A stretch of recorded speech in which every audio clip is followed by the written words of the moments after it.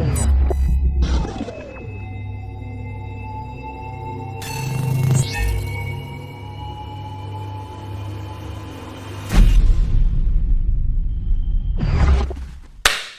we're up against the wall, and we're gonna look for wrist control, okay? It's really important that this far side, not the underhook whizzer side, I own this wrist.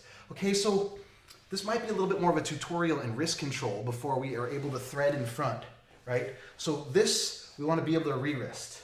Or if he grabs, using my knee to re-garner control of this far side. Because without that, if I was to do my technique to get either freedom or reversal, is I wanna bring this whizzer all the way over to grab the wrist. If he has my wrist, he has a back take, right? That's the simple truth. That's the only difference. Then rather, if I win that wrist, and I might frame through, and now I have freedom. So just that little difference in position, whoops, right? Just that.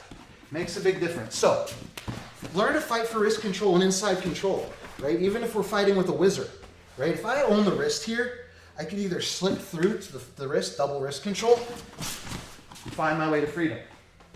Or if I win wrist control, boom, and I come all the way over, and he tries to cut me off, I can back out. So I have a lot of control with that wrist, surprisingly.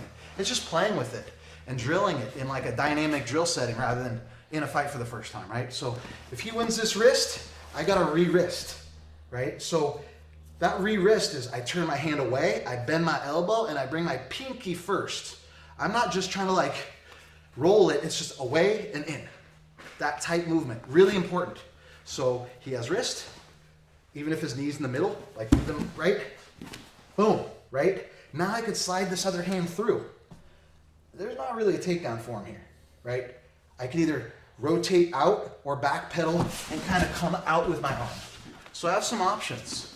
It's just the wrist control, which is easier said than done a lot of times. Fighting for this wrist, getting kneed, fighting that wrist, finding the inside, posturing out and away. So wrist control, you could either thread in through, like once I win this wrist, I could either thread in through with like a crowbar to create some space, or I could go like big time,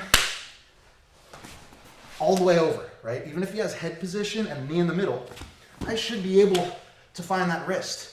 And I could either pop through, backdoor in, or I could circle out with control. It's just playing with it enough and knowing where you're safe. Because if you give up too much of your back with wrist control, think of it as folk style wrestling, if you guys have folk style wrestled. You get to your feet and you have wrist control, you should be out, right? So if I do this and I give up too much of my back and he has my back, I still have a wrist. I could cut in, right?